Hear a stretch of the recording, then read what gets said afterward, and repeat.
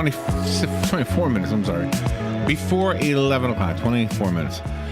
When I look at the Bible, in addition to what it says, I often wonder about the circumstances behind the writing of the Bible.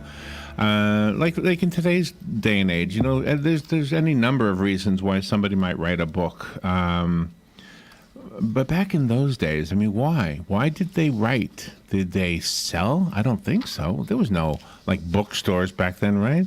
There was no printing press, right? Everything was handwritten, right? Yeah. They probably had lots of work to do in their lives, whether it was sheep or carpentry or something, right? I'm just trying to think what their jobs were.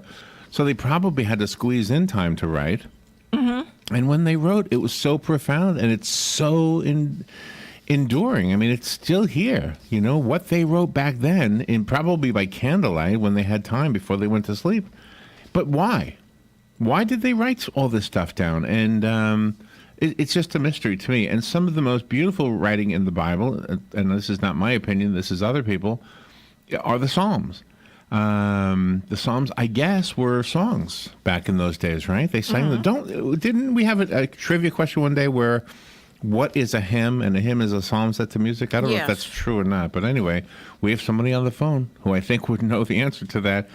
J. Chester Johnson is a critically acclaimed poet. He is an essayist, a translator.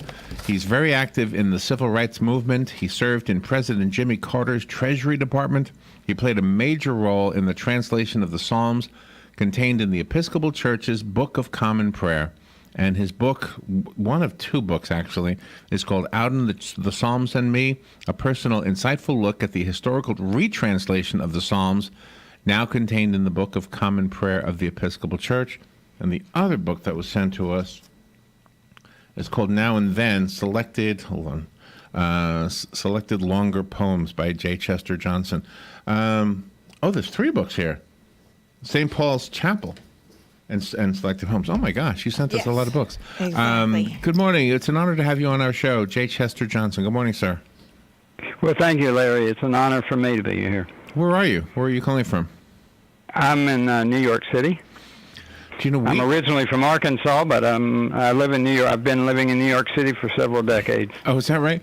Not too long ago, just not to take you off track, but I want to tell you something real quick. We had on the show the guy who cleaned the chandeliers at the White House. I can't remember his name. Very interesting fellow. And he told us that Jimmy Carter always walked around the White House with a Bible in his hand. To me, that says something about the man. I don't know if everybody... No, I agree with you. That's not surprising to me. As you know, he continues to, even though he's been in ill health in recent years, he still holds a Bible study every week when he can in his hometown in Georgia. Wow, that's awesome. Who is Auden? Let's start there. Who is Auden? Well, it's W.H. Auden. He was he was a poet. He was pretty well known. He still is, but he was probably better known in the 1970s and 60s. And he was the other poet on the committee. In our retranslation, which took 12 years, he served as the poet from the period of the first 3 years, and then he decided he was British, but he had lived most of his life in New York, in the United States, principally in New York. But he decided that he would go back to England at the end of his life. He only lived a year after leaving New York, and I was asked to replace him on the committee, and I served on the committee for 8 years. So I decided, he and I continued, we had communication leading up to my appointment and even after my appointment. So he retranslated the Psalms? I want to make sure I understand what this book is. No, we had a committee. There was a committee of, depending on who was working on it at the time, it would be 7 to 9 people, dominated primarily by Old Testament scholars. But then there was a poet, and it was either W.H. Auden or me. And then we had a musician on, a musicologist who, because as you know, the Psalms, as I heard you talking about, the Psalms have been used as hymns or ways in which people chant using plain song or Anglican chant, that sort of thing. So we needed a musician to make sure that the psalms that we were producing would, in fact, could be set to music. So that was the group.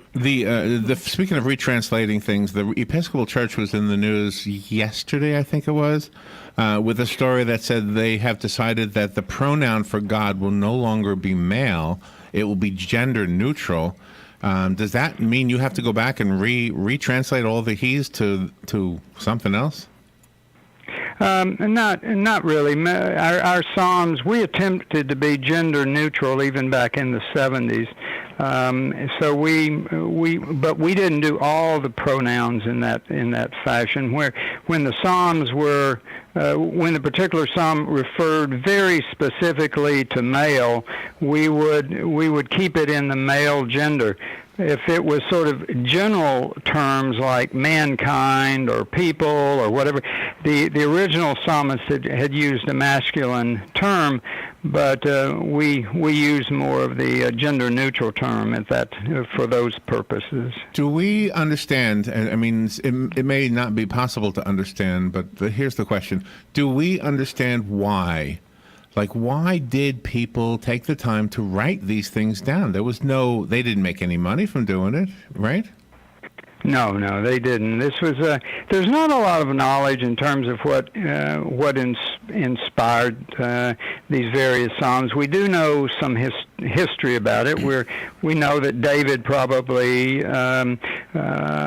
wrote several of the psalms, probably 51 and maybe 89, but then we also know that after the Babylonian exile, when the Hebrews were removed from Jerusalem and Judea to Babylon, and they came back, there was a decision that, well, maybe the reason we were conquered and we were taken away from our homeland is because we didn't adhere to the commandments of God. So we should codify these various poems to God that have occurred over like 500 years.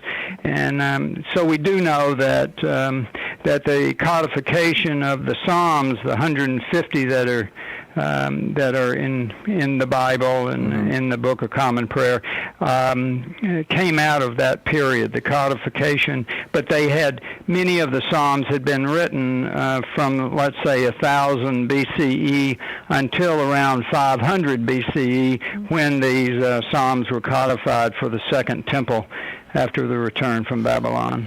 You wrote that the Episcopal Church formally apologized for its role in the slavery across the Atlantic. Yes, in 2008, the General Convention, which is the governing arm of the Episcopal Church, in the previous year, 2007, had authorized or actually required the church to apologize for its role in slavery and related evils. And I was asked to write the litany. It's called the Litany of Offense and Apology, and it was a national day of repentance, which was October the 4th, 2008. And the presiding bishop officiated, and bishops from all over the country came for this event, which was held in Philadelphia at St. Thomas Church. I'm sorry. But that hit close to home for you. Yes, it did. I grew up in the South. I lived in a regimented, segregated society in a small town in southeast Arkansas, and but civil rights is already, even though I'm a white Southerner, which some people sort of wondered, why is a white Southerner writing this apology for the Episcopal Church? But as it turned out, a lot of people felt, now, isn't a white Southerner the appropriate person to be writing this? Yeah, so that was sort of the prevailing attitude after people got over the shock of a white Southerner writing the apology. But and I think everybody was pleased with the results, and it was a very moving experience for me to do that. The Trinity Episcopal Church on Wall Street, is that where you are right now? Not right. No, I mean I'm a member of that church and have been a member of that church back since the early '90s, and I'm down there very, very frequently. And I was on the governing board for 11 years, and I've been very active there. I have to Google map it because I'm kind of familiar with that area, and I just I'm just trying to picture it. What is the church across the street from the World Trade Center site with the old cemetery? What is that church? St. Paul's Chapel. Oh, that's okay. That's the name of my book, St. Paul's Chapel and Selected Shorter Poems. Oh, okay. The lead poem in that was the memento card, continues to be the memento card at St. Paul's Chapel, which was the relief center for the recovery workers after 9/11. It quit being, it no longer served the public for that period of time, which was 8 to 9 months, and it became the relief center for the recovery workers who were doing the cleanup at Ground Zero. I had no idea. So I'd been a volunteer, and I wrote a poem and about it, and it was published in a national journal. And then when the church reopened, actually September the 11th. 2002. Someone put the poem up, and it's been there ever since. It's over 1 million copies have been passed out to pilgrims and visitors to the church. And what was the title of that one? St. Paul's Chapel. It is it's the lead poem. Oh, okay. It's the lead poem in the book. The one from that particular book that caught my eye was the one called Back in the Garden. I think you spell out, oh gosh, humanity the way it is right now. I mean, you talk about if I could just read it, it says idolatry, idolatry, idolatry. It'll be everywhere, a crude potpourri. Work for some, shrine of power for others, food, drugs, incandescent sex, proud wine, sports and money, enough white marble, an endless number of things and stuff without which the mystique of it, the children of God will think they cannot live for a week. That is so profound. My God. Thank you. Thank you so much. Robin and I sat in that cemetery just in awe. Yeah. Oh gosh, I can't remember what year it was. It was before the Freedom Tower was finished. I think it was 2010. Yeah. You are are you a minister? No, I'm not. No, I'm not. How is it possible that you didn't become a minister? It seems like there would be perfect direction for you. Well, thank you for saying that. No, I think God and I had a conversation a long time ago, and he or she thought that the best thing for me is to stay outside the confines of the clergy and do what I do the way I do it, and that's my service if it is service. So. Are other denominations embracing your retranslations? Oh yes, that's been one of the marvelous parts of this. Soon after we finished, and the Book of Common Prayer incorporated our retranslation, the Lutherans in the USA and Canada adopted our version. The Anglican Church of Canada adopted our version, and indeed the Church of England, took our version. We were the approved version until they produced their own. In 2000. Ours came out in 79, and theirs came out in 2000, called Common Worship. Oh, my gosh. Can you give us maybe an example of a psalm that many people are already familiar with, and then the translation of that psalm? Sure. Let me... Well, would you? Tell me what psalms matter to you, if you would. I mean, I know these psalms pretty well. All right. Well, I'll do. I'll tell you. I'll do one that I enjoy very much, okay. And I can. It's 139. And there's some beautiful lines in it. I'll read our translation. I'll read the. Let me start. Where can I go then from your spirit? Where can I flee from your presence? If I climb up to heaven, you are there. If I make the grave my bed, you are there also. If I take the wings of the morning and dwell in the uttermost parts of the sea, even there your hand will lead me, and your right hand hold me fast. If I say, surely the darkness will cover me, and the light around me turn to night, darkness is not dark to you. The night is as bright as the day. Darkness and light to you are both alike. I'll cut off at that, but I mean that's one of my my favorite sections of 139. Right. So I must tell you that I am not a Bible scholar, but I love hearing the Bible, and I couldn't have even told you one except for maybe that one about the Valley of Death or something. Right. Because 23. Because my cousin embroidered that for my mom, and it hung on the wall in her house. But here's what I want to say, that when you read that, I completely understood what you were saying and the meaning of it. And I think that's a problem I've had as, I don't even know if layperson is good enough for me. I'm not even there. But I mean, as somebody who tries to understand what the Bible says, it's not always easy. So to have a translation like that does make it easy. You did make it make sense, and it's still beautiful. I mean, I'm so glad that a poet like yourself was able to be part of this. It makes no sense to do it without a poet. Do you think it was divine? Do you think God put you there at that time, you and Mr. Auden? I don't know. I don't know. I just know it was one of the more important things I ever did in my life was serving on this retranslation committee. And if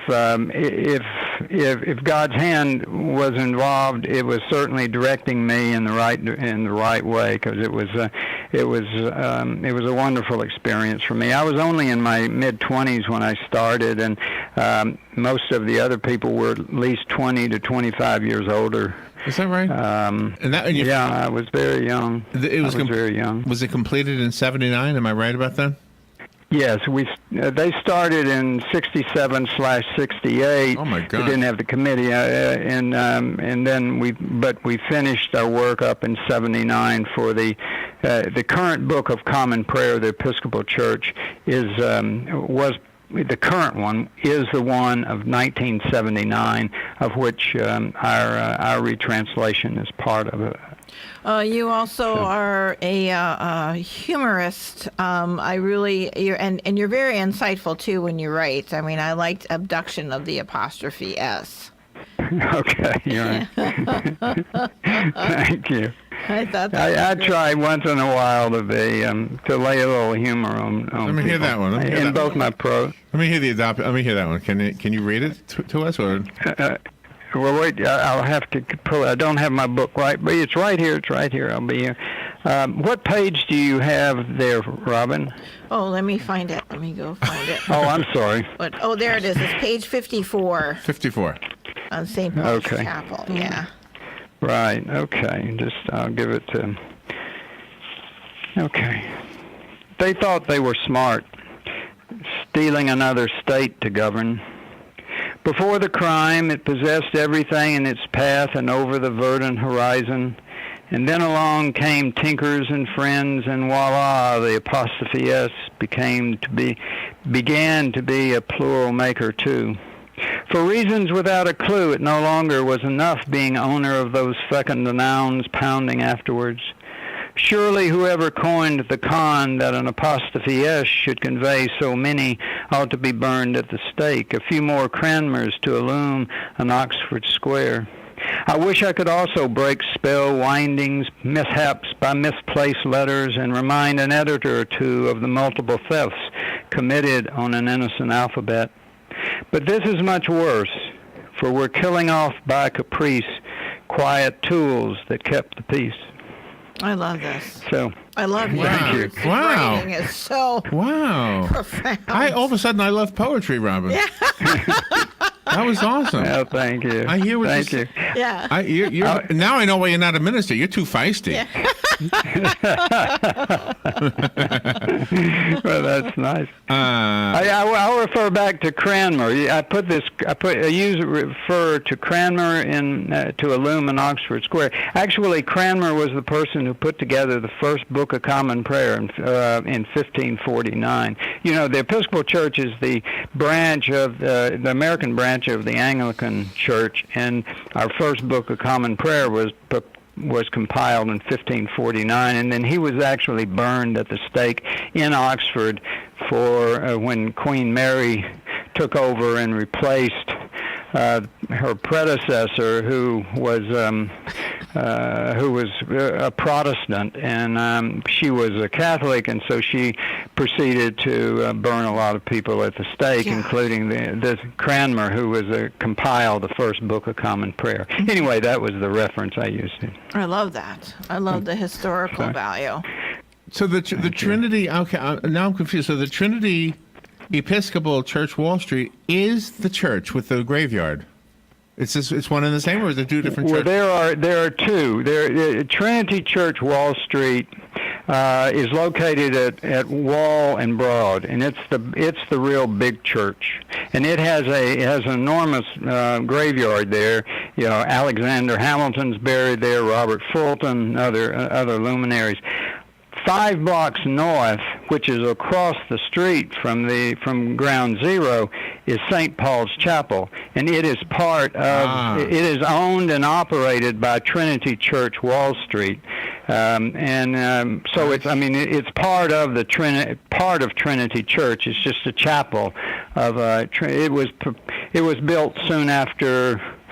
So, you know, in the late 1800s, when people began to move from the Wall Street area further up, so the chapel was built to make it more convenient for those people to attend church. You know where we had Thanksgiving dinner? We had Thanksgiving dinner at the Francis Tavern, not too far from where you are. Yeah, that was great. Yeah. Yeah. History. That's a historic too. You know, it's a very historic tavern. It's where Washington addressed the troops during the siege of New York. So it's very, all that area down there is very historic. Gosh, I'm just loving this interview. It's too bad it's almost over. Thank you. All right, let me see. I want to give away the book Auden, the Psalms, and May. It's right by J. Chester Johnson. If you would like it, give me a call right now. The rest of us have to go buy it. I did find that on Amazon. All of your books I found on Amazon, by the way, I think. Yes. And do you have a website for yourself or for your work? Sure. It's www.jchesterjohnson.com, and it's not J-A-Y, it's just J. Chester Johnson, just the letter J. The letter J, yes. I did a recording of this. This is a live interview, but we did a recording, and I'll make sure this recording goes up on the internet. Robin will put it there by noon. By 2 o'clock today. Mr. Johnson, what an honor to have you on our show. Thank you for taking the time. If we're ever in your area, I'm going to come to the church and ask for you. Yes. Please do. And if you'd like to have me back on, I'd love to be here. I've enjoyed this very much. That is awesome. What a great interview. Thank you, sir. We'll be right back. Thank you.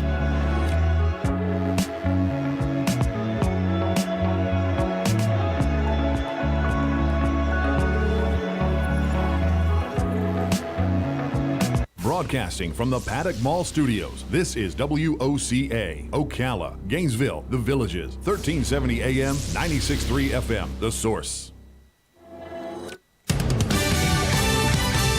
Fox News Radio, I'm Chris Foster. Could be a late night on Capitol Hill with votes expected on a bipartisan spending bill to avoid a government shutdown at midnight. But there's bipartisan opposition in the House from Democrats who want protection for some younger illegal immigrants. It's about the United States of America and who we are as a country. That's Nancy Pelosi. Some Republicans say the bill just costs too much. There's an old saying about spending like a drunken sailor. Even drunk sailors never spent money this recklessly. That's Tennessee Congressman John Duncan. The bill includes $300 billion more in defense and domestic spending over the next 2 years. Former President George W. Bush says